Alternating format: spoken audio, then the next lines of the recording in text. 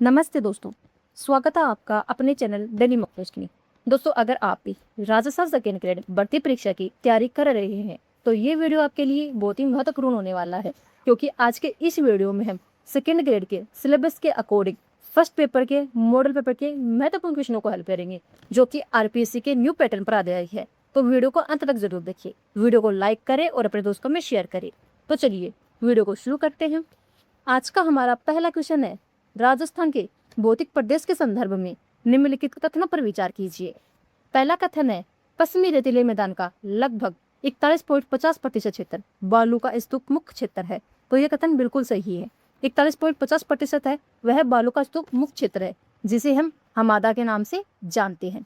अगला कथन है, संरचनात्मक दृष्टि से राजस्थान के भौतिक प्रदेश भारत के उत्तरी विशाल मैदान और प्रायद्वीपीय पठार के हिस्से है। तो यह कथन भी बिल्कुल सही है। अगला कथन है, अरावली पर्वतमाला विश्व की प्राचीनतम वलित पर्वतमाला है, जो वर्तमान में अवशिष्ट रूप में है। तो यह कथन भी बिल्कुल सत्य है। तो इसमें आपका सही आंसर हो जाएगा ऑप्शन सी। 1, 2 और 3 तीनों ही इसमें सही है। तो इसमें आपका सही आंसर होगा ऑप्शन सी। अगला क्वेश्चन है, राजस्थान की जलवायु के संदर्भ में मावठ के बारे में कौन सा तथ्य असत्य है? पहला है, इसकी उत्पत्ति भूमध्य सागर से होती है। तो ये सत्य कथन है। यह पश्चिमी विक्षोभों के कारण होती है। तो यह कथन भी सत्य है। यह रबी की फसल विशेषकर गेहूं और सरसों के लिए गोल्डन ड्रॉप कहलाती है। तो यह कथन भी सत्य है।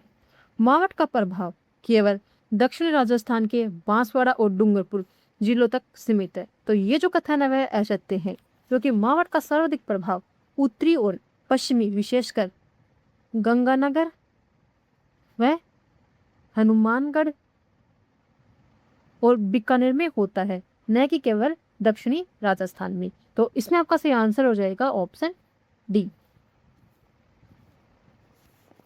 अगला क्वेश्चन है, सुमेलित कीजिए। एक तरफ प्राकृतिक वनस्पति है और दूसरी तरफ उनके मुख्य क्षेत्र है।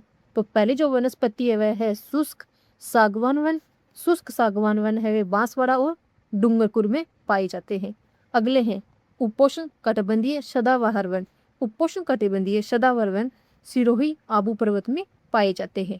अगले हैं मिश्रित पतझड़ वन, जो कि उदयपुर राजसमंद और चित्तौड़गढ़ में पाए जाते हैं। तो इसमें आपका सही आंसर हो जाएगा ऑप्शन ए। अगला क्वेश्चन है, राजस्थान की कृषि और पशुपालन के संदर्भ में कांकरेज नस्ल के बारे में सही कथन चुनिए। पहला कथन है, यह केवल दूध उत्पादन के लिए प्रसिद्ध है। तो ये जो कथन है वह गलत है, क्योंकि कांकरेज नस्ल केवल दूध उत्पादन के लिए ही नहीं बल्कि बोझ ढोने के लिए भी प्रसिद्ध है। अगला कथन है, इसका मूल स्थान मध्य प्रदेश का मालवा क्षेत्र है। तो ये कथन भी गलत है, क्योंकि इसका मूल स्थान गुजरात का बनासकांठा जिला है।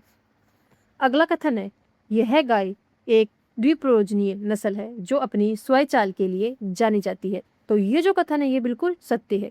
जो काकेज गाय की नस्ल है ये द्विप्रयोजनीय यानी कि खेती के लिए भी है और दूध के लिए भी है। तो इसमें आपका सही आंसर होगा ऑप्शन सी।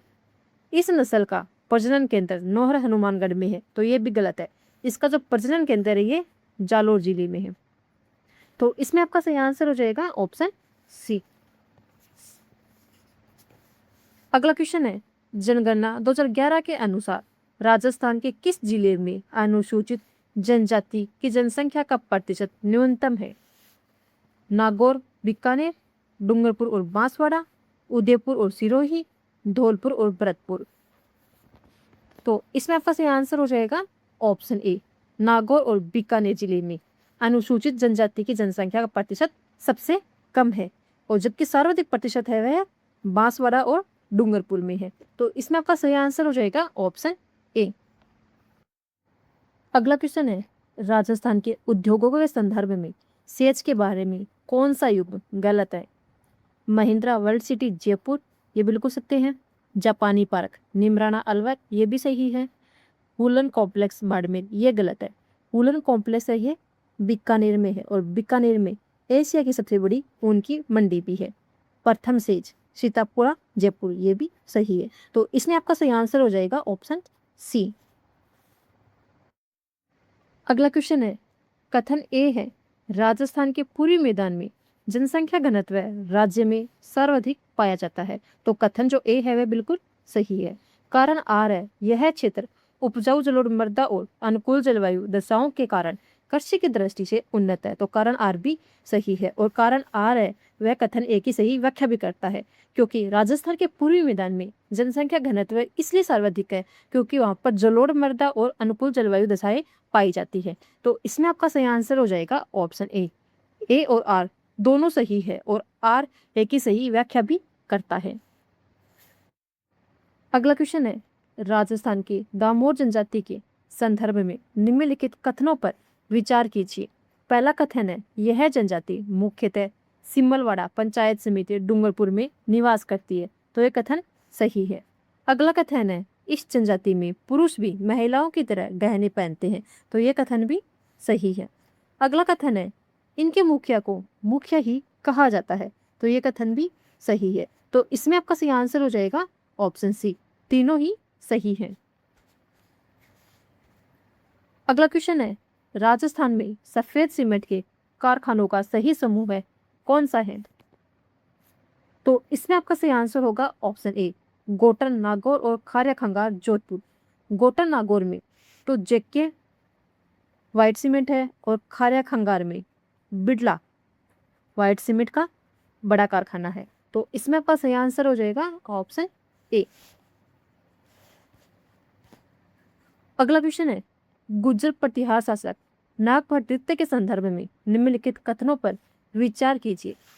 पहला कथन है, इन्होंने 1816 ईस्वी में कन्नौज पर आक्रमण कर चक्रायुद्ध को पराजित किया और कन्नौज को प्रतिहारों की राजधानी बनाया। तो ये कथन सही है। नागभट्टित्य ने ही कन्नौज को अपनी राजधानी बनाया था। इन्होंने गंगा में जल समाधि ली थी। तो ये कथन भी सही है। इन्हें नारायण का अवतार और मूलेछों का नाशक कहा जाता है। तो ये गलत है। नारायण का अवतार और मूलेछों का नाशक नागभट्ट प्रथम को कहा जाता है। नागभट्टित्य ने कन्नौज को अपनी राजधानी बनाया और उसके बाद जल में समाधि ली थी। तो ये दो कथन है वे बिल्कुल सत्य है। तो इसमें आपका सही आंसर हो जाएगा ऑप्शन ए, केवल एक और दो सही है। अगला क्वेश्चन है, मारवाड़ के राठौड़ शासक रावचंद्र के संदर्भ में कौन सा कथन असत्य है? पहला कथन है, इन्हें मारवाड़ का प्रताप और प्रताप का अग्रगामी कहा जाता है। तो ये कथन बिल्कुल सत्य है। अगला कथन है, इन्होंने 1570 के नागौर दरबार में अकबर की अधीनता स्वीकार कर ली थी। तो ये जो कथन है रावचंद्र के बारे में ये गलत है। इन्होंने 1570 के नागौर दरबार में ये गए थे, लेकिन वहां पर अकबर की नीति और भाइयों के पक्ष को देखकर वहां से बिना अधीनता स्वीकार किए वापस लौट आई थी। इन्होंने राजपूताना का भोला बिसराजा कहा जाता है। तो ये कथन भी सही है। रावचंद्र को भोला बिसराजा भी कहा जाता है।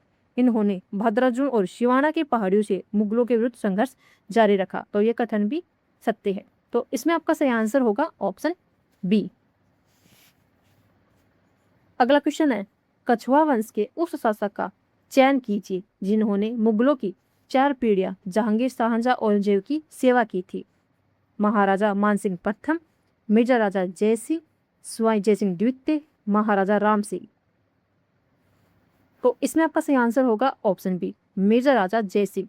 मिर्जा राजा जयसिंह ये कछवा वंश के शासक थे और इन्होंने मुगलों की 4 पीढ़ी जहांगीर, शाहजहां, औरंगजेब की सेवा की थी और मिर्जा राजा जयसिंह 46 वर्ष तक इन्होंने शासन किया था। तो इसमें आपका सही आंसर हो जाएगा ऑप्शन बी।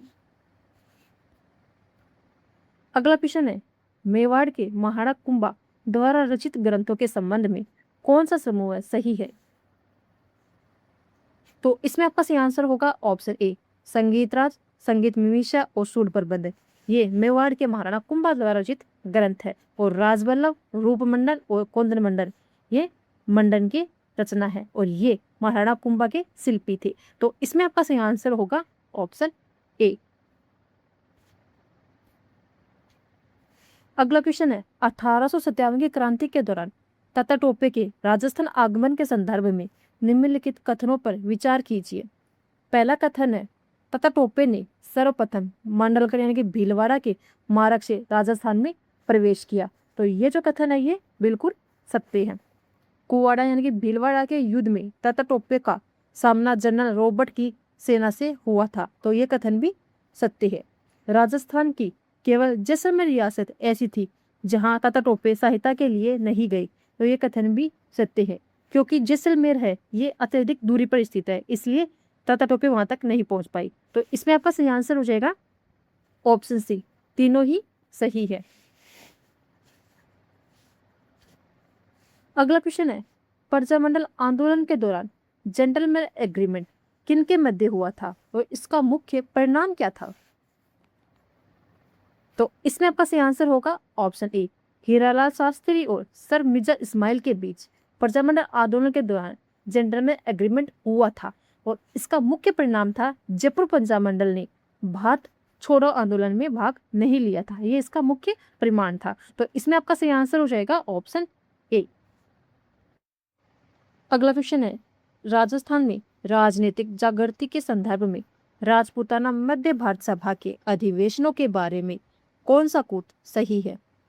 पहला है, प्रथम अधिवेशन 1918 में दिल्ली में हुआ और इसके अध्यक्ष जमनालाल बजाज थे, ये जो कथन है ये बिल्कुल सही है। अगला है, द्वितीय अधिवेशन जो कि 1919 में अमृतसर में हुआ था, तो ये भी सही है। अगला है, चतुर्थ अधिवेशन जो कि 1920 में हुआ था अजमेर में, अध्यक्ष नरसिंह चिंतामणि केलकर थे, तो ये जो कथन है ये भी बिल्कुल सही है। तो इसमें आपका सही आंसर हो जाएगा ऑप्शन डी, तीनों ही सही है। अगला क्वेश्चन है, चित्रकला की बूंदी शैली के संदर्भ में निम्नलिखित कथनों पर विचार कीजिए। पहला कथन है, इस शैली में पशु पक्षी विशेषकर नाचते हुए मोर का चित्रण सर्वाधिक हुआ है, तो ये कथन सही है। अगला कथन है, चित्रशाला यानी कि उम्मेद भवन को भित्ति चित्रों का स्वर्ग कहा जाता है, तो ये कथन भी सही है। सोने चांदी के रंगों का प्रयोग इस शैली की मुख्य विशेषता है, तो ये भी बूंदी शैली के बारे में सत्य कथन है, तो इसमें भी आपका सही आंसर हो जाएगा ऑप्शन डी, तीनों ही सही है। अगला क्वेश्चन है, प्रसिद्ध बनेश्वर मेला जो कि डूंगरपुर में बढ़ता है के संदर्भ में कौन सा तथ्य असत्य है? पहला है, इसे आदिवासियों का कुंभ कहा जाता है, तो ये जो तथ्य है ये बिल्कुल सही है, बनेश्वर मेले को आदिवासियों का कुंभ कहा जाता है। अगला है, यह सोम, माही और जाखम नदियों के संगम पर आयोजित होता है, तो ये भी सत्य है।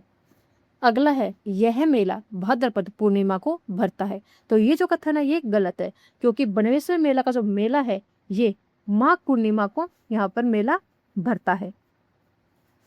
अगला है, यहाँ खंडित शिवलिंग की पूजा की जाती है, तो यह कथन भी सत्य है, तो इसमें आपका सही आंसर हो जाएगा ऑप्शन सी। अगला क्वेश्चन है, कथन ए है, लोक देवता रामदेव जी को सांप्रदायिक सद्भावना का प्रतीक माना जाता है, तो कथन ए बिल्कुल सत्य है। कारण आर है, रामदेव जी के मेले में हिंदू और मुस्लिम दोनों समान श्रद्धा से भाग लेते हैं और मुस्लिम इन्हें रामसपीर के रूप में पूजते हैं, तो कारण आर भी सही है। और कारण आर है ये कथन एक ही सही व्याख्या भी करता है, रामदेव जी को सांप्रदायिक सद्भावना का प्रतीक इसलिए माना जाता है क्योंकि यहाँ पे हिंदू और मुस्लिम दोनों समान रूप से भाग लेते हैं, तो इसमें आपका सही आंसर हो जाएगा ऑप्शन ए। ए और आर दोनों सही है और आर है वह ए की सही व्याख्या भी करता है, तो इसमें आपका सही आंसर होगा ऑप्शन ए।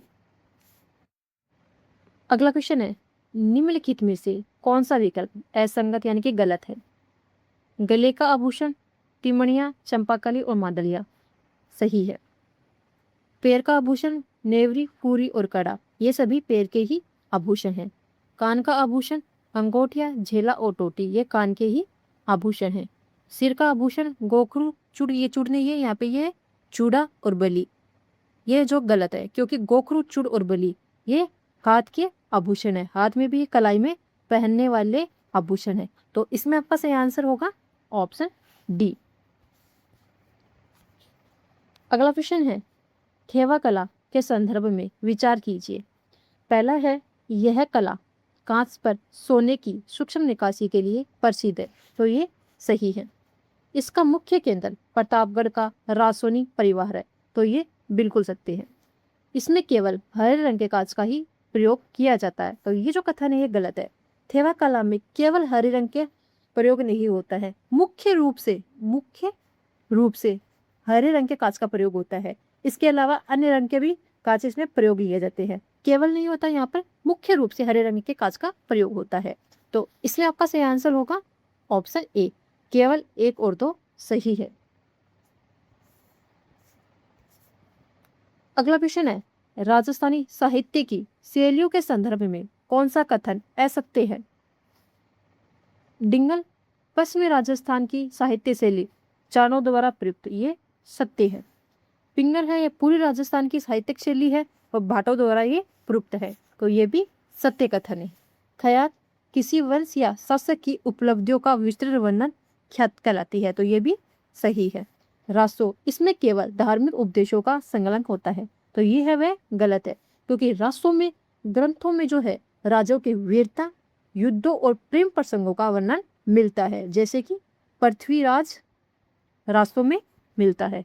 तो इसमें आपका सही आंसर हो जाएगा ऑप्शन डी। अगला क्वेश्चन है, कथन ए है, राज्यपाल राज्य विधानमंडल का अभिन्न अंग होता है, लेकिन वह विधानमंडल के किसी सदन का सदस्य नहीं होता है, तो ये कथन सही है। कारण आर है, भारतीय संविधान के अनुच्छेद 168 के अनुसार प्रत्येक राज्य के लिए एक विधानमंडल होगा, जो राज्यपाल और कुछ राज्यों में 2 सदनों और कुछ में 1 सदन से मिलकर बनेगा, तो कारण आर भी सही है। तो इसमें आपका सही आंसर होगा ऑप्शन ए। ए और आर दोनों सही है। आर है वह एक ही सही व्याख्या भी करता है, यहाँ कारण आर है, ये एक ही सही व्याख्या भी कर रहा है, तो इसमें आपका सही आंसर हो जाएगा ऑप्शन ए। अगला क्वेश्चन है, सुमेलित कीजिए। सूची फर्स्ट में समिति है और सूची दूसरी में मुख्य सिफारिश है। तो पहली समिति है वह है बलवंत राय मेहता समिति। बलवंत राय मेहता समिति ने लोकतांत्रिक विकेंद्रीकरण की सिफारिश की थी। अगली है अशोक मेहता समिति। अशोक मेहता समिति ने द्विस्तरीय व्यवस्था की इसने सिफारिश की थी। अगली है एलएम सिंघवी समिति, इन्होंने पंचायतों को संवैधानिक दर्जा देने की सिफारिश की थी। जीवी के राव समिति जिला परिषद को नियोजन का आधार की इसने सिफारिश की थी, तो इसमें आपका सही आंसर हो जाएगा ऑप्शन ए। अगला क्वेश्चन है, राज्य निर्वाचन आयोग के बारे में निम्नलिखित कथनों में से कौन से सही हैं? पहला है, यह एक एकल सदस्यीय आयोग है, तो राज्य निर्वाचन आयोग है ये एकल सदस्यीय आयोग है, तो ये सही है। इसकी स्थापना जुलाई 1994 में हुई थी। राज्य निर्वाचन आयोग की स्थापना जुलाई 1994 में हुई थी, तो ये भी सत्य है। यह राज्य के विधानसभा का चुनाव संपन्न करवाता है, तो ये गलत है। राज्य निर्वाचन आयोग है ये पंचायत और नगर पालिका यानी कि स्थानीय निकायों के चुनाव यह संपन्न करवाता है, तो इसमें आपका सही आंसर हो जाएगा ऑप्शन ए। केवल 1 और 2 सही है। अगला क्वेश्चन है, कथन ए है, संविधान के अनुच्छेद 167 के तहत मुख्यमंत्री का यह कर्तव्य है कि वह राज्यपाल को शासन संबंधी सूचना दे, तो ये सही है। कारण आर है, मुख्यमंत्री राज्यपाल और मंत्रिपरिषद के बीच संचार की मुख्य कड़ी के रूप में कार्य करता है, तो ये सही है। और कारण आर है, ये कथन ए की सही व्याख्या भी कर रहा है, तो इसमें आपका सही आंसर हो जाएगा ऑप्शन ए। ए और आर दोनों सही है और आर है वे ए की सही व्याख्या भी करता है, तो इसमें आपका सही आंसर होगा ऑप्शन ए। अगला क्वेश्चन है, सुमेलित कीजिए। नगर निगम के जो सर्वोच्च अधिकारी होता है उसे हम महापौर कहते हैं, और नगर परिषद के सर्वोच्च अधिकारी को सभापति, और नगर पालिका के अध्यक्ष, तो इसमें आपका सही आंसर होगा ऑप्शन ए। अगला क्वेश्चन है, कथन ए है, राजस्थान में मंत्रिपरिषद की अधिकतम संख्या मुख्यमंत्री सहित 30 से अधिक नहीं हो सकती। कारण आर है, 91वें संविधान संशोधन अधिनियम 2003 के अनुसार किसी राज्य की मंत्रिपरिषद में मुख्यमंत्री सहित मंत्रियों की कुल संख्या उस राज्य की विधानसभा की कुल सदस्य संख्या के 15% से अधिक नहीं हो सकती। तो कथन ए सही है और कारण आर भी सही है, और कारण आर के अनुसार यानी कि राजस्थान में 30 से अधिक नहीं हो सकती, क्योंकि राजस्थान में जो विधानसभा के सदस्यों की संख्या है वह 200 है और 200 का 15% होता है, वह होता है 30। तो कारण आर है वह कथन ए की सही व्याख्या भी कर रहा है, तो इसमें आपका सही आंसर हो जाएगा ऑप्शन ए। ए और आर दोनों सही है और आर है वह ए की सही व्याख्या भी करता है, तो इसमें आपका सही आंसर होगा ऑप्शन ए। अगला क्वेश्चन है, जिला कलेक्टर के कार्यों के संदर्भ में विचार कीजिए। वह जिला मजिस्ट्रेट के रूप में जिले में कानून व्यवस्था बनाए रखता है। तो जिला कलेक्टर के बारे में यह कथन बिल्कुल सही है कि वह कानून व्यवस्था बनाता है जिले में। वह जिला निर्वाचन अधिकारी के रूप में चुनाव का संचालन करता है। तो यह कथन भी सही है। वह जिले के केंद्र और राज्य सरकार की योजनाओं का मुख्य समन्वयकर्ता होता है। तो ये भी सही है। तो इसमें आपका सही आंसर हो जाएगा ऑप्शन सी। ए, 2 और 3 तीनों के तीनों इसमें सही है। अगला क्वेश्चन है, राजस्थान के किलों के संदर्भ में यूनेस्को विश्व धरोहर में शामिल 6 जिलों के समूह में कौन सा विकल्प सही है? पहला है चित्तौड़गढ़, कुंभलगढ़ और रणथंभौर, ये यूनेस्को विश्व धरोहर स्थल में शामिल है। गागरोन, आमेर और जैसलमेर ये भी सम्मिलित है। मेहरानगढ़, तारागढ़ और लोहागढ़ ये सम्मिलित नहीं है। राजस्थान के 6 किले ऐसे हैं जो यूनेस्को विश्व धरोहर स्थल में शामिल है और जून 2013 में इनको शामिल किया गया था। तो वो चित्तौड़गढ़, कुंभलगढ़ और रणथंभौर, गागरोन, आमेर और जैसलमेर। तो इसमें आपका सही आंसर हो जाएगा ऑप्शन ए। केवल 1 और 2 सत्य हैं। तो इसमें आपका सही आंसर होगा ऑप्शन ए। अगला क्वेश्चन है, घिंगा गवर यानी कि घिंगा गणगौर के संदर्भ में निम्नलिखित कथनों पर विचार कीजिए। पहला कथन है, यह पर्व मुख्य रूप से जोधपुर में मनाया जाता है। घिंगा गणगौर का जो पर्व है ये मुख्य रूप से जोधपुर में मनाया जाता है। तो यह कथन सत्य है। इसकी शुरुआत मेवाड़ के महाराणा राज सिंह के काल में हुई थी। तो यह कथन भी सत्य है। घिंगा गणगौर की जो शुरुआत है मेवाड़ में महाराणा राज सिंह के काल में हुई थी। यह बैसाख कृष्ण तृतीया को मनाया जाता है। तो घिंगा गणगौर बैसाख कृष्ण तृतीया को मनाया जाता है। तो ये भी कथन सत्य है। तो इसमें आपका सही आंसर हो जाएगा ऑप्शन सी। तीनों कथन सत्य हैं। अगला क्वेश्चन है, कथन है जैसलमेर क्षेत्र की मंगनियार कलाकार कामयाचा वाद्य यंत्र का प्रयोग करते हैं। इसके 2 निष्कर्ष दे रखे हैं। पहला निष्कर्ष है कामयाचा एक तद्य वाद्य है। तो ये जो निष्कर्ष है वह सही है। अगला निष्कर्ष है सक्कर खां मंगनियार को कामयाचा के लिए पद्मश्री मिल चुका है। तो ये भी निष्कर्ष सही है। तो इसमें आपका सही आंसर हो जाएगा ऑप्शन सी। निष्कर्ष 1 और 2 दोनों सही है। अगला क्वेश्चन है, निम्नलिखित लेखकों और उनकी कृतियों में से कौन सा जोड़ा गलत है? तो इसमें आपका सही आंसर हो जाएगा ऑप्शन डी, चंद्र सिंह बिरकाली, ढोला मारूरा दोहा। चंद्र सिंह बिरकाली की जो रचना है वह बादली है और ढोला मारूरा दोहा है ये कवि कल्लोल की रचना है। तो इसमें आपका सही आंसर हो जाएगा ऑप्शन डी। अगला क्वेश्चन है, सुमेलित कीजिए। एक तरफ व्यक्तित्व है और दूसरी तरफ उसकी पहचान है। तो पहले जो व्यक्तित्व है वह है जानकी लाल भांड। तो इनको मंकी मैन यानी बहरूरिया तला के एक कलाकार है। अगला है अल्लाह जिलाबाई, ये मरु कोकिला कहलाती है। मांड गायन इनकी कला है। अगले है पंडित विश्व मोहन भट्ट, ये मोहन वीणा के आविष्कार माने जाते हैं। कमल कोठारी, ये रूपायन संस्था बंदारू के संस्थापक है। तो इसमें आपका सही आंसर हो जाएगा ऑप्शन ए। अगला क्वेश्चन है, राजस्थान के खेल कूद के संदर्भ में कौन सा तथ्य गलत है? पहला है लिम्बाराम तीरंदाजी के लिए प्रसिद्ध खिलाड़ी है। तो ये सही है। अगला है कृष्ण पुनिया डिस्क थ्रो यानी कि चक्का फेंक के खिलाड़ी है। तो ये भी सही है। राजस्थान रत्न राज्य का सर्वोच्च नागरिक सम्मान है। तो ये भी सही है। महाराणा प्रताप पुरस्कार केवल कोच यानी कि प्रशिक्षकों को दिया जाता है। तो ये गलत है। महाराणा प्रताप पुरस्कार है ये खिलाड़ियों को दिया जाता है। महाराणा प्रताप पुरस्कार ये खिलाड़ियों को दिया जाता है। और कोच को कौन सा दिया जाता है? कोच को दिया जाता है गुरु विशिष्ट पुरस्कार है ये कोच को दिया जाता है। तो इसमें आपका सही आंसर हो जाएगा ऑप्शन डी। अगला क्वेश्चन है, राज्य सचिवालय के प्रशासनिक ढांचे में पदानुक्रम सही अवरोही क्रम क्या है? तो इसमें आपका सही आंसर होगा ऑप्शन ए। सबसे ऊंचा होता है मुख्य सचिव का पद, उसके बाद शासन सचिव आता है, फिर उप सचिव आता है और उसके बाद आता है सहायक सचिव। तो ये इसका पदानुक्रम अवरोही क्रम में बिल्कुल सही है।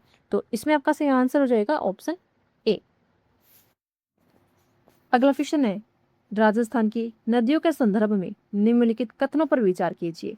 पहला कथन है, चंबल नदी राजस्थान की एकमात्र ऐसी नदी है जो वर्ष भर बहती है, यानी कि नित्यवाही है। तो ये कथन सत्य है।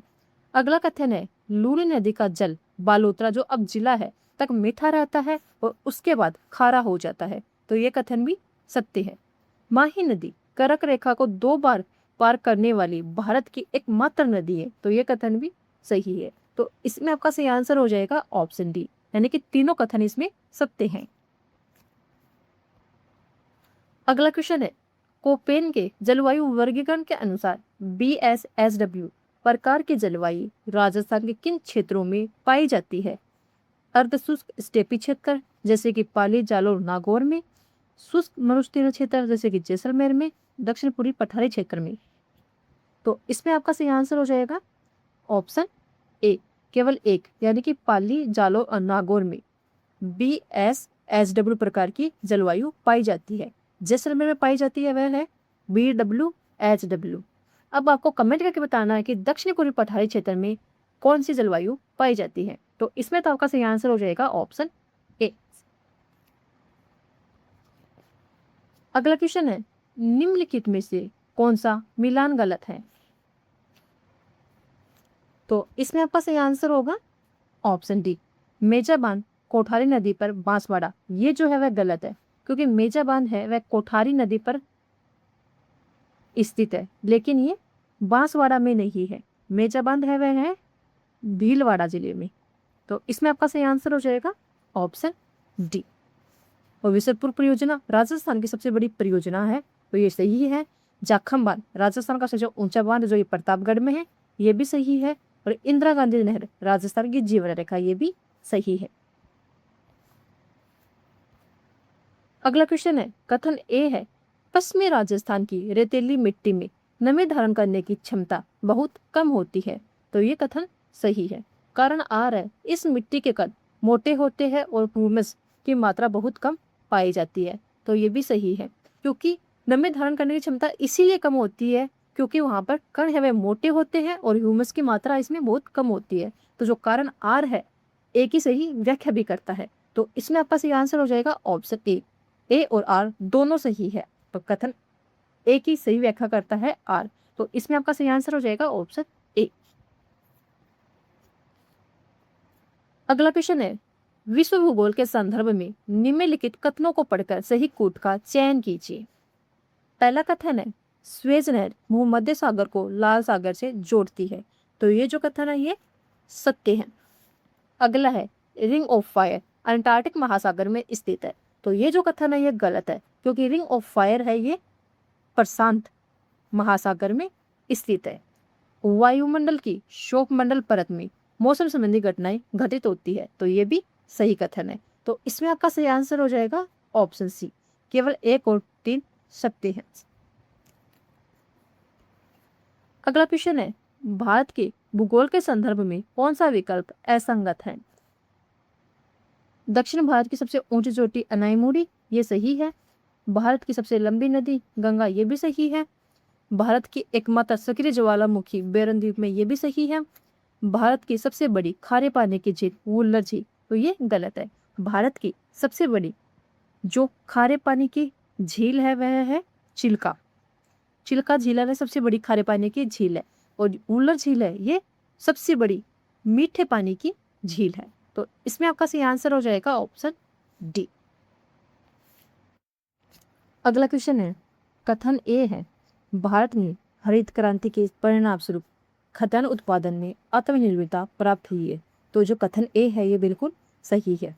कारण आर है, भारत अब अपने कुल सकल घरेलू उत्पाद का 80% हिस्सा केवल कृषि क्षेत्र से प्राप्त करता है। तो कारण आर ये गलत है।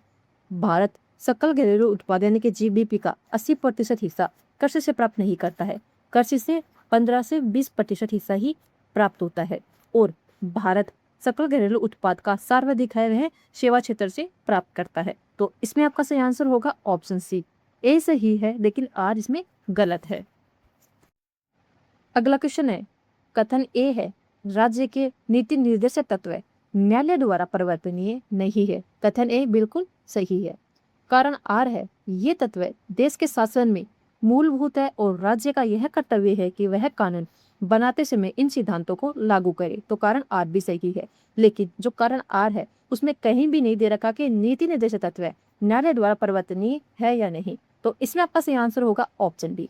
ए और आर दोनों सही है, लेकिन आर है वह ए की व्याख्या नहीं करता है। अगला क्वेश्चन है, कथन ए है भारत के मैदानी भागों जैसे कि उत्तर प्रदेश बिहार में जनसंख्या घनत्व सर्वाधिक पाया जाता है।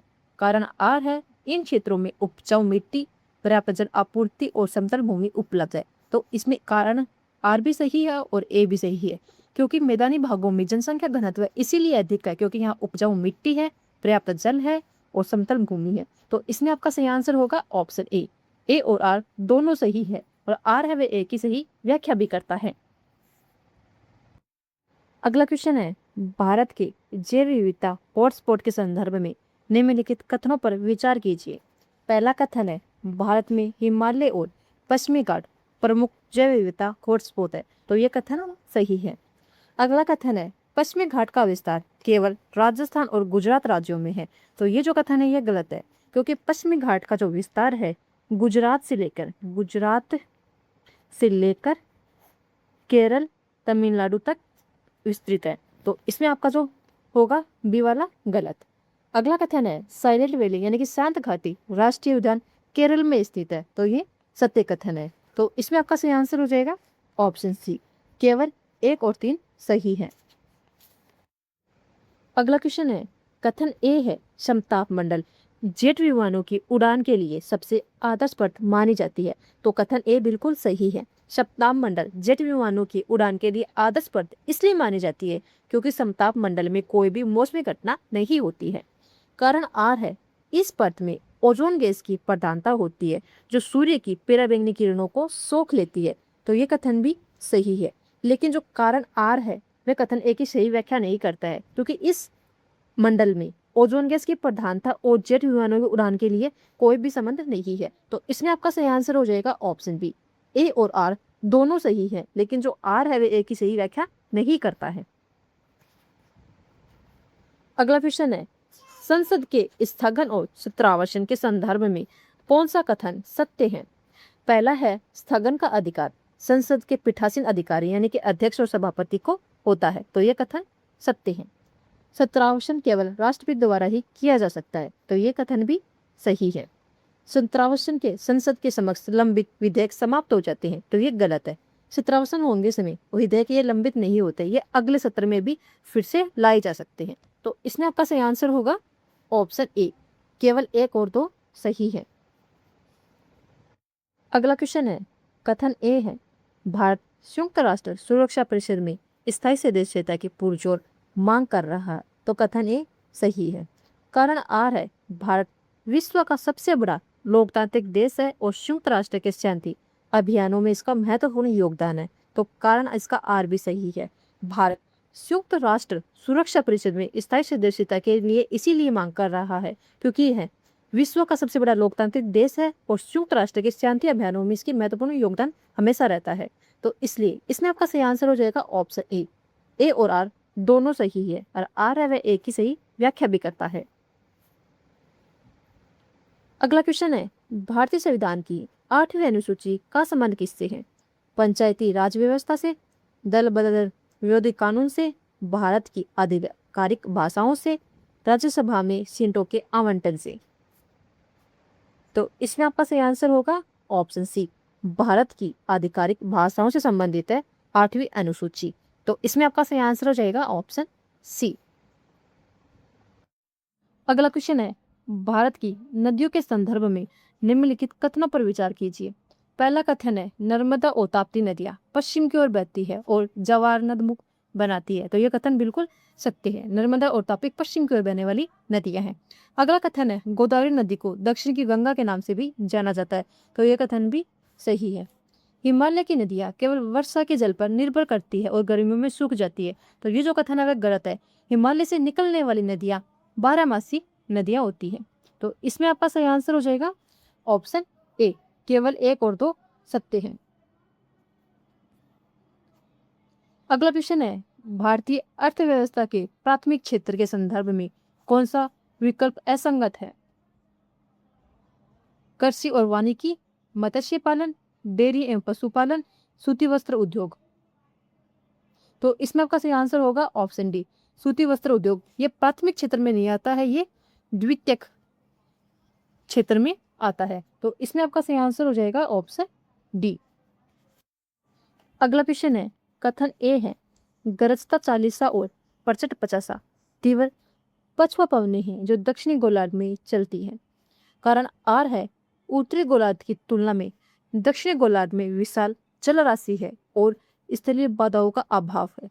दक्षिणी गोलार्ध में विशाल जल राशि होने के कारण और बाधाओं का अभाव होने के कारण ही गरजता 40 और प्रचंड 50 जैसी तीव्र पछुआ पवनें चलती है। तो इसमें आपका सही आंसर हो जाएगा ऑप्शन ए और आर दोनों सही है और आर है वह ए की सही व्याख्या भी करता है।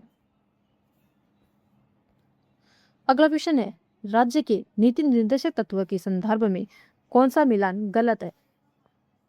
तो इसमें आपका सही आंसर होगा ऑप्शन डी, अनुच्छेद 51 निःशुल्क कानूनी सहायता। अनुच्छेद 51 में निःशुल्क कानूनी सहायता नहीं है। अनुच्छेद 51 में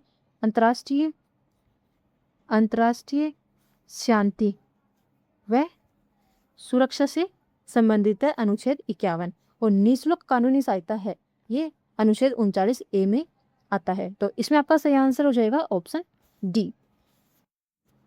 अगला क्वेश्चन है, कथन ए है, भारत G20 समूह का एक सक्रिय सदस्य है। तो ये कथन सही है। कारण आर है, G20 समूह का मुख्य उद्देश्य विश्व में सैन्य संघर्षों को रोकने के लिए शांति सेना भेजना है। तो कारण आर इसका गलत है, क्योंकि G20 समूह का मुख्य उद्देश्य है वैश्विक अर्थव्यवस्था, वित्तीय सहायता और विकास संबंधी ये मंच है। तो इसमें आपका सही आंसर हो जाएगा ऑप्शन सी। ए सही है लेकिन इसमें आर है वह गलत है। अगला क्वेश्चन है, कथन ए है, अटलांटिक महासागर में स्थित ग्रैंड बैंक और डोगर बैंक विश्व के प्रमुख मत्स्य ग्रहण क्षेत्र है। तो ये कथन ए बिल्कुल सही है। कारण आर है, इन क्षेत्रों में गर्म और ठंडी समुद्री जलधाराएं आपस में मिलती है जिससे प्लैंकटन का प्रचुर विकास होता है। तो कारण आर भी इसका सही है। प्लैंकटन है ये मछलियों का भोजन है जो अंटार्कटिक महासागर में गर्म और ठंडी समुद्री जलधारा जहाँ पर मिलती है वहां पर ये प्रचुर मात्रा में मिलता है, जिसके कारण ये सबसे बड़ा मत्स्य ग्रहण क्षेत्र है। तो इसमें आपका सही आंसर हो जाएगा ऑप्शन ए और आर दोनों सही है और आर है वह ए की सही व्याख्या भी करता है। अगला क्वेश्चन है, भारत के खनिज संसाधनों के संदर्भ में निम्नलिखित कथनों पर विचार कीजिए। पहला कथन है, भारत में कोयले का सर्वाधिक भंडार गोंडवाना क्रम की चट्टानों में पाया जाता है। तो कथन पहला ये सही है। अगला है, कुद्रेमुख जो कि कर्नाटक की खान है, लोहे ऐसे के उत्पादन के लिए प्रसिद्ध है। तो ये भी सही है। अगला है, थोरियम का मुख्य स्रोत मोनोजाइट रेत है जो मुख्य रूप से राजस्थान के मरुस्थल में पाई जाती है। तो जो तीसरा कथन है ये गलत है। थोरियम का मुख्य स्रोत मोनोजाइट रेत है, लेकिन यह केरल के तटों के समीप पाई जाती है, न कि राजस्थान के मरुस्थल में। तो इसमें आपका सही आंसर होगा ऑप्शन ए। केवल एक और दो सही है। अगला क्वेश्चन है, सतत विकास लक्ष्यों के संदर्भ में कौन सा कथन असत्य है? पहला है, इन्हें संयुक्त राष्ट्र द्वारा 2015 में अपनाया गया था। तो ये सही कथन है। अगला कथन है, कुल 17 लक्ष्यों को 2030 तक प्राप्त करने का लक्ष्य रखा गया है। तो ये भी सही कथन है। भारत में नीति आयोग इन लक्ष्यों की निगरानी के लिए नोडल एजेंसी है।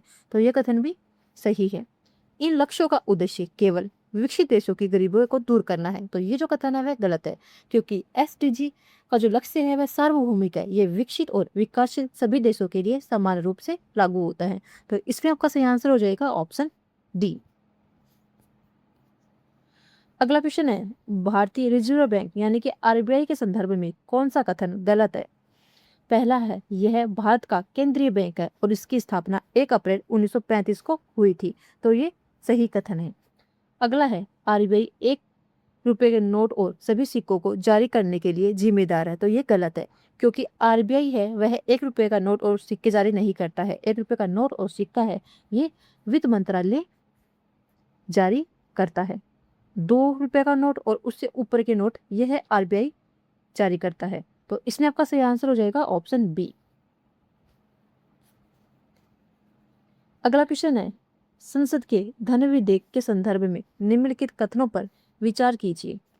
पहला कथन है धन विधेयक केवल लोकसभा में ही पेश किया जा सकता है, तो ये कथन सही है। धन विधेयक का ये लोकसभा में पेश किया जाता है। अगला है राज्यसभा धन विधेयक को अधिकतम 40 दिन तक रोक सकती है, तो ये भी सही कथन है। राष्ट्रपति धन विधेयक को संसद को पुनर्विचार के लिए वापस भेजा जा सकता है, तो ये गलत है। राष्ट्रपति द्वारा धन विधेयक को संसद में पुनर्विचार के लिए नहीं भेजा सकता है, क्योंकि धन विधेयक का यह है राष्ट्रपति की पूर्व अनुमति से ही पेश किया जाता है, इसलिए राष्ट्रपति से पुनर्विचार के लिए नहीं भेज सकता है। तो इसमें आपका सही आंसर होगा ऑप्शन ए, केवल 1 और 2 सही है। अगला क्वेश्चन है भारतीय संविधान के किस अनुच्छेद के तहत अस्पृश्यता का अंत किया गया है? अनुच्छेद 14, अनुच्छेद 17, अनुच्छेद 19 या अनुच्छेद 21? तो इस पे आपका सही आंसर होगा ऑप्शन बी, अनुच्छेद 17 के तहत अस्पृश्यता का अंत किया गया है। तो इसमें आपका सही आंसर हो जाएगा ऑप्शन बी। अगला क्वेश्चन है भारत की काली मिट्टी के संदर्भ में निम्नलिखित कथनों पर विचार कीजिए। पहला कथन है इसे रेगुड़ मिट्टी के नाम से भी जाना जाता है और यह कपास की खेती के लिए सर्वोत्तम है, तो ये सही कथन है। काली मिट्टी को रेगुड़ मिट्टी के नाम से भी जाना जाता है और ये कपास की खेती के लिए सर्वोत्तम है। अगला कथन है इस मिट्टी का निर्माण मुख्य रूप से बेसाल्ट लावा के विखंडन से हुआ है, तो ये भी सही है।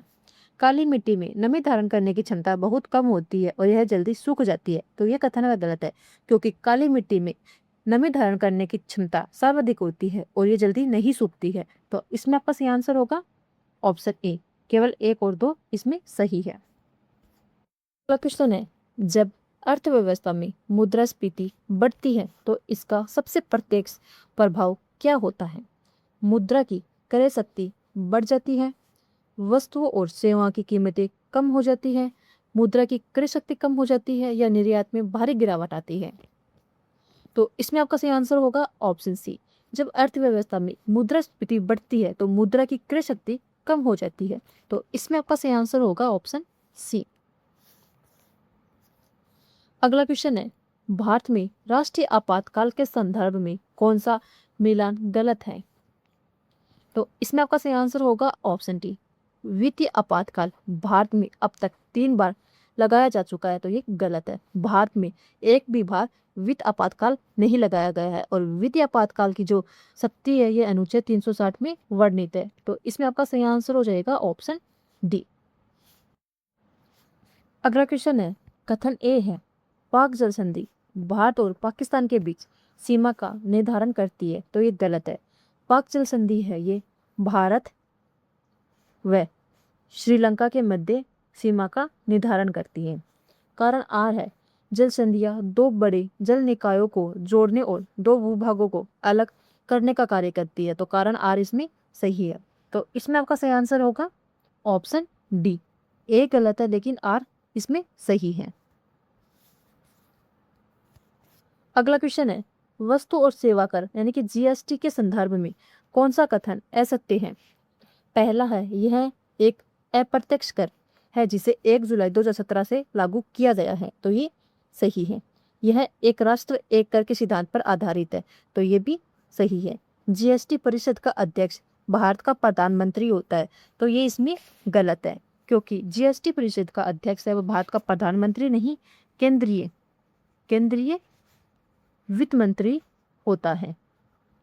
अगला है शराब और पेट्रोलियम उत्पादों को फिलहाल जीएसटी के दायरे से बाहर रखा गया है, तो ये भी सही है। तो इसमें आपका सही आंसर हो जाएगा ऑप्शन सी। अगला क्वेश्चन है चंदन के वृक्ष मुख्य रूप से किस प्रकार के वनों में पाए जाते हैं? उष्णकटिबंधीय सदाबहार वन, उष्णकटिबंधीय पर्णपाती वन, पर्वतीय वन या मैंग्रोव वन? तो इसमें आपका सही आंसर होगा ऑप्शन बी, उष्णकटिबंधीय पर्णपाती वन। विशेषकर कर्नाटक व तमिलनाडु के शुष्क पर्णपाती क्षेत्रों में ये पाए जाते हैं, तो इसमें आपका सही आंसर हो जाएगा ऑप्शन बी। अगला क्वेश्चन है भारतीय संविधान की प्रस्तावना में न्याय के किन 3 रूपों का उल्लेख किया गया है? तो इसमें आपका सही आंसर होगा ऑप्शन सी, सामाजिक आर्थिक और राजनीतिक न्याय के रूपों का इसमें उल्लेख किया गया है भारतीय संविधान की प्रस्तावना में। तो इसमें आपका सही आंसर हो जाएगा ऑप्शन सी। कथन ए है, राजस्थान सरकार द्वारा लखपति दीदी योजना के माध्यम से महिला स्वयं सहायता समूह को आर्थिक रूप से सशक्त बनाया जा रहा है। तो कथन ए सही है। कारण आर है, इस योजना का मुख्य लक्ष्य महिलाओं की वार्षिक आय कम से कम 1 लाख रुपए तक पहुंचाना है। तो कारण आर भी इसका सही है। जब महिलाओं की वार्षिक आय अधिक होगी तभी वे आर्थिक रूप से वहां पे सशक्त होगी। तो इसमें आपका सही आंसर हो जाएगा ऑप्शन ए और आर दोनों सही है और आर वह एक ही सही व्याख्या भी करता है।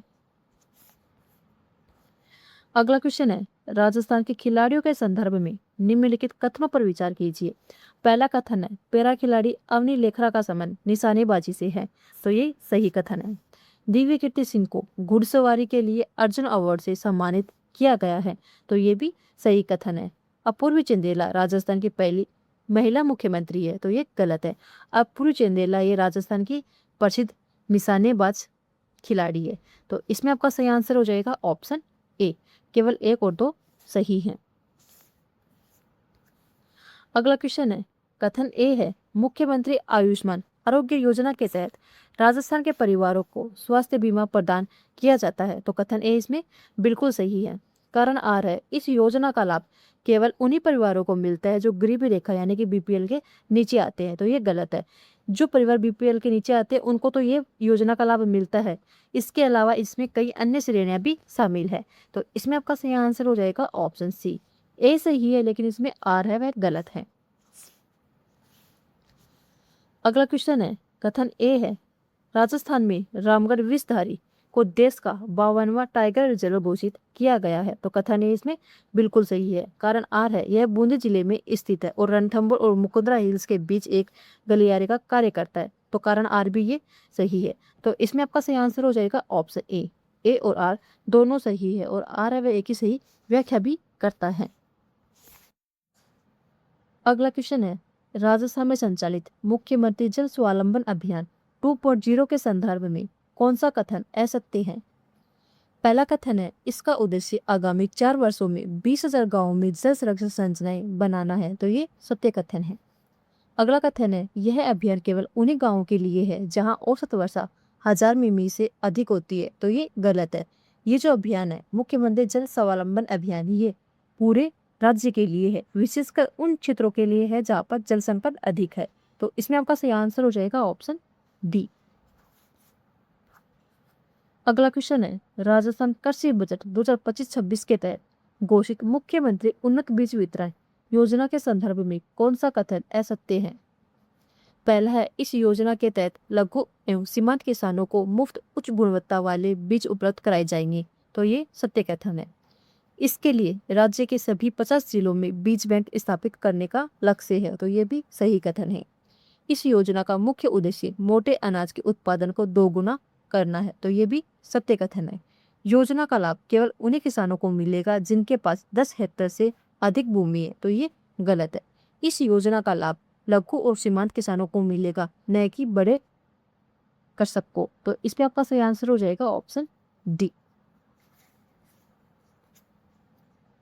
अगला क्वेश्चन है, बजट 2025-26 में महाराणा प्रताप इकोनॉमिक कॉरिडोर के विकास के लिए किन 2 प्रमुख शहरों को जोड़ने का प्रस्ताव प्रमुखता से रखा गया। जयपुर दिल्ली, उदयपुर जोधपुर, चित्तौड़गढ़ नीमच या कोटा इंदौर। तो इसमें आपका सही आंसर होगा ऑप्शन बी। उदयपुर और जोधपुर को जोड़ने का प्रस्ताव प्रमुखता से रखा गया था। अगला क्वेश्चन है, राजस्थान सरकार द्वारा 2025-26 में विस्तारित लाडो प्रोत्साहन योजना के तहत गरीब परिवार में बेटी के जन्म पर अब कुल कितनी राशि की सेविंग बोर्ड देने का प्रावधान प्रस्तावित है। 50,000 रुपये, 1 लाख, 2 लाख या 1.5 लाख रुपये। तो इसमें आपका सही आंसर होगा ऑप्शन सी, 2 लाख रुपये। अब लाडो प्रोत्साहन योजना के तहत गरीब परिवार में बेटे के जन्म पर 2 लाख रुपए का सेविंग बोर्ड दिया जाएगा। तो इसमें आपका सही आंसर हो जाएगा ऑप्शन सी। अगला क्वेश्चन है, कथन ए है, पूर्वी राजस्थान नहर परियोजना के संशोधित स्वरूप को 2025-26 में प्राथमिकता दी गई है। तो ये सही कथन है। कारण आर है, यह परियोजना केवल राजस्थान के पश्चिमी मुख्य जिलों में पेयजल उपलब्ध कराने के लिए बनाई गई है। तो ये गलत है। पूर्वी राजस्थान नहर परियोजना ये पश्चिमी मरुस्थलीय प्रदेश को जल उपलब्ध करवाने के लिए नहीं बनाई गई है। ये राजस्थान के 13 पूर्वी जिले तथा दक्षिणी पूर्वी जिलों के लिए बनाई गई है। तो इसमें आपका सही आंसर हो जाएगा ऑप्शन सी। ए सही है, लेकिन इसमें आर है वह गलत है। अगला क्वेश्चन है, शैक्षिक मनोविज्ञान की सीमाओं के संदर्भ में निम्नलिखित में से कौन सा कथन सत्य है? तो इसमें आपका सही आंसर होगा ऑप्शन सी। इसकी भविष्यवाणियां पूर्णतः सटीक नहीं होती क्योंकि मानव व्यवहार परिवर्तनशील है। शैक्षिक मनोविज्ञान है ये एक व्यवहारात्मक विज्ञान है क्योंकि मानव व्यवहार पर परिस्थिति, समय और आनुवंशिकता का प्रभाव पड़ता है। इसलिए इसकी जो भविष्यवाणियां है भौतिक विज्ञान की तरह 100% सटीक नहीं होती है। तो इसमें आपका सही आंसर हो जाएगा ऑप्शन सी। अगला क्वेश्चन है, लॉरेंस कोहलबर्ग के अनुसार नैतिकता का आधार सार्वभौमिक नैतिक सिद्धांत है। यह नैतिकता के किस स्तर और सोपान को दर्शाता है? पारंपरिक स्तर चतुर्थ सोपान, उत्तर पारंपरिक स्तर षष्ठ सोपान, पूर्व पारंपरिक स्तर द्वितीय सोपान या उत्तर पारंपरिक स्तर पंचम सोपान? तो इसमें आपका सही आंसर होगा ऑप्शन बी। उत्तर पारंपरिक स्तर के षष्ठ सोपान को ये दर्शाता है सार्वभौमिक नैतिक सिद्धांत। तो इसमें आपका सही आंसर हो जाएगा ऑप्शन बी। अगला क्वेश्चन है, एक शिक्षक अपनी कक्षा में छात्रों को स्वयं प्रयोग करने, प्रश्न पूछने और नई सूचनाओं को पूर्व ज्ञान से जोड़ने के लिए प्रोत्साहित करता है। वह अधिगम की किस दृष्टिकोण का पालन कर रहा है? व्यवहारात्मक, सूचना प्रसंस्करण, निर्माणवादी या सामाजिक अधिगम? तो इसमें आपका सही आंसर होगा ऑप्शन सी। निर्माणवादी अधिगम का वह पालन कर रहा है। तो इसमें आपका सही आंसर हो जाएगा ऑप्शन सी। अगला क्वेश्चन है, प्रतिगमन नामक रक्षात्मक युक्ति का प्रयोग करते समय एक व्यक्ति किस प्रकार का व्यवहार प्रदर्शित करता है?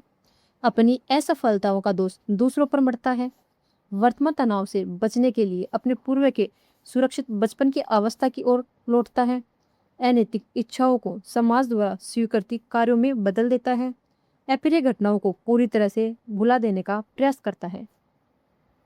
तो इसमें आपका सही आंसर होगा ऑप्शन बी। वर्तमान तनाव से बचने के लिए अपने पूर्व के सुरक्षित बचपन की अवस्था की ओर लौटता है। प्रतिगमन का अर्थ ही होता है पीछे हटना। तो इसमें आपका सही आंसर हो जाएगा ऑप्शन बी। अगला क्वेश्चन है, डेनियल गोलमेल के अनुसार भावात्मक बुद्धिमत्ता के 5 घटकों में परानुभूति से क्या तात्पर्य है? अपनी स्वयं की भावनाओं को नियंत्रित करना, दूसरों की भावना और दृष्टिकोण को महसूस करना व समझना, लक्ष्यों को प्राप्त करने के लिए आंतरिक प्रेरणा का उपयोग, सामाजिक संबंधों को चतुराई से प्रबंधित करना? तो इसमें आपका सही आंसर होगा ऑप्शन बी। दूसरों की भावना और दृष्टिकोण को महसूस करना व समझना। तो इसमें आपका सही आंसर होगा ऑप्शन बी। अगला क्वेश्चन है, निम्नलिखित में से कौन सा प्रेरक आंतरिक अभिप्रेरणा का सबसे अच्छा उदाहरण है?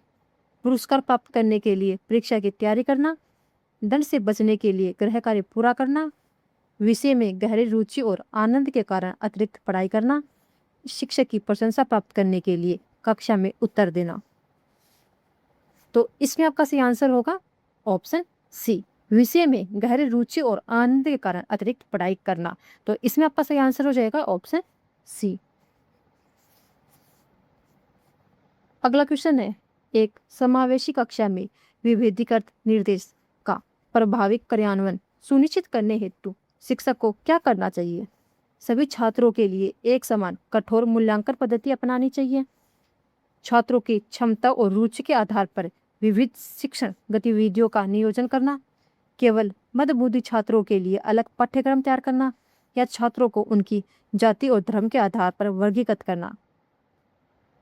तो इसमें आपका सही आंसर होगा ऑप्शन बी।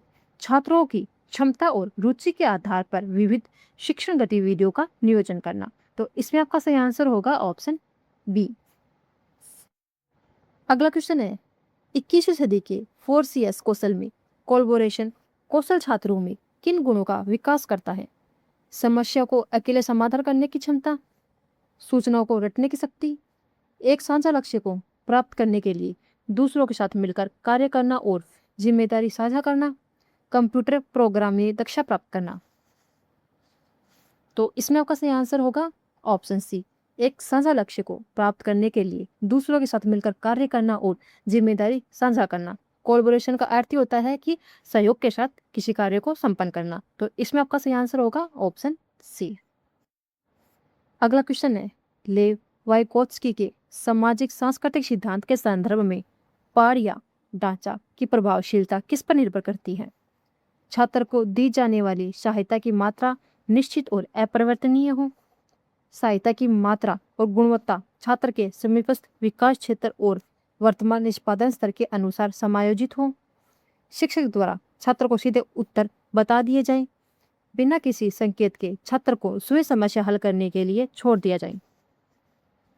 तो इसमें आपका सही आंसर होगा ऑप्शन बी। सहायता की मात्रा और गुणवत्ता छात्र के समीपस्थ विकास क्षेत्र और वर्तमान निष्पादन स्तर के अनुसार समायोजित हो। तो इसमें आपका सही आंसर होगा ऑप्शन बी।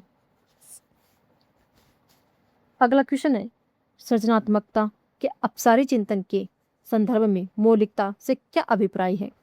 बहुत कम समय में बहुत अधिक विचार उत्पन्न करना, पुराने विचारों को बिना किसी बदलाव के दोहराना, ऐसे उत्तर या समाधान प्रस्तुत करना जो सांख्यिकीय रूप से दुर्बल, अनूठे और नवीन हो, एक ही विचार को विस्तार से समझाना। तो इसमें आपका सही आंसर होगा ऑप्शन सी। ऐसे उत्तर या समाधान प्रस्तुत करना जो सांख्यिकीय रूप से दुर्लभ हो, अनूठे हो और नवीन हो। तो इसमें आपका सही आंसर हो जाएगा ऑप्शन सी। अगला क्वेश्चन है, एक व्यक्ति जो अपने कार्यस्थल पर अपने उच्च अधिकारी से अपमानित होता है, वह घर आकर अपनी पत्नी और बच्चों पर बिना कारण चिल्लाने लगता है। यह किस रक्षात्मक युक्ति का उदाहरण है? उदात्तीकरण, विस्थापन, प्रतिगमन या युक्तिकरण? तो इसमें आपका सही आंसर होगा ऑप्शन बी, विस्थापन। जब एक व्यक्ति अपने कार्यस्थल पर अपने उच्च अधिकारी से अपमानित होता है और उसके बाद वह घर आकर अपनी पत्नी और बच्चों पर बिना कारण के चिल्लाता है, तो यह रक्षात्मक युक्ति विस्थापन का उदाहरण है। तो इसमें आपका सही आंसर हो जाएगा ऑप्शन बी। अगला क्वेश्चन है, 21वीं सदी के कौशलों में सूचना साक्षरता का प्रभावी विकास करने हेतु एक शिक्षक को छात्रों में कौन सा गुण विकसित करना चाहिए? इंटरनेट से सूचनाओं को कॉपी पेस्ट करना, ऑनलाइन उपलब्ध जानकारी की सत्यता, विश्वसनीयता और पूर्वग्रह की पहचान करने की क्षमता, सूचनाओं को बिना सोचे समझे रटने की क्षमता, केवल सरकारी वेबसाइटों का उपयोग करना। तो इसमें आपका सही आंसर होगा ऑप्शन बी, ऑनलाइन उपलब्ध जानकारी की सत्यता, विश्वसनीयता और पूर्वग्रह की पहचान करने की क्षमता विकसित करना। तो इसमें आपका सही आंसर हो जाएगा ऑप्शन बी। अगला क्वेश्चन है, भाषा विकास के संदर्भ में चॉम्स्की का भाषा अधिकरण यंत्र क्या स्पष्ट करता है? बालक केवल नकल के माध्यम से भाषा सीखता है। बालकों में भाषा सीखने की क्षमता जन्मजात और आनुवंशिक रूप से पूर्व निर्धारित होती है। भाषा केवल सामाजिक अंतःक्रिया का परिणाम है। भाषा विकास पूरी तरह से पुरस्कार और दंड पर निर्भर है। तो इसमें आपका सही आंसर होगा ऑप्शन बी, बालकों में भाषा सीखने की क्षमता जन्मजात और आनुवंशिक रूप से पूर्व निर्धारित होती है। तो इसमें आपका सही आंसर हो जाएगा ऑप्शन बी। अगला क्वेश्चन है, निम्नलिखित में से कौन सा कथन अधिगम के संबंध में व्यवहारात्मक और संज्ञात्मक दृष्टिकोण के बीच मुख्य अंतर को सही ढंग से स्पष्ट करता है? तो इसमें आपका सही आंसर होगा ऑप्शन बी, व्यवहारात्मक दृष्टिकोण अधिगम को उद्दीपित अनुक्रिया के बीच संबंध के रूप में देखता है, जबकि संज्ञात्मक इसे सूचनाओं के मानसिक प्रसंस्करण के रूप में देखता है। तो इसमें आपका सही आंसर हो जाएगा ऑप्शन डी। अगला क्वेश्चन है, स्पीयरमैन के द्विकारक सिद्धांत और थर्स्टन के प्राथमिक मानसिक क्षमताओं के सिद्धांत के बीच मुख्य विवादग्रस्त बिंदु क्या है? तो इस पे आपका सही आंसर होगा ऑप्शन बी, क्या बुद्धि एक सामान्य कारक यानी जी फैक्टर द्वारा संचालित होती है या स्वतंत्र क्षमताओं का समूह है? तो इसमें आपका सही आंसर होगा ऑप्शन बी। स्पीयरमैन का मानना है कि सभी मानसिक कार्यों को एक सामान्य कारक यानी जी फैक्टर होता है, जबकि थर्स्टन ने जी फैक्टर को नकारते हुए 7 स्वतंत्र प्राथमिक मानसिक क्षमताएं बताई है। तो इसमें आपका सही आंसर हो जाएगा ऑप्शन बी। अगला क्वेश्चन है, एक शिक्षक अपनी कक्षा में उपलब्ध अभिप्रेरणा को बढ़ाना चाहता है। एटकिंसन के सिद्धांत के अनुसार उसे छात्रों को किस प्रकार के कार्य सौंपने चाहिए? अत्यधिक सरल कार्य, जिनमें सफलता निश्चित हो, अत्यधिक कठिन कार्य जो उनकी क्षमताओं से बाहर हो, मध्यम कठिनाई वाले कार्य जहां सफलता की संभावना 50% हो, या ऐसे कार्य जिनमें कोई चुनौती न हो।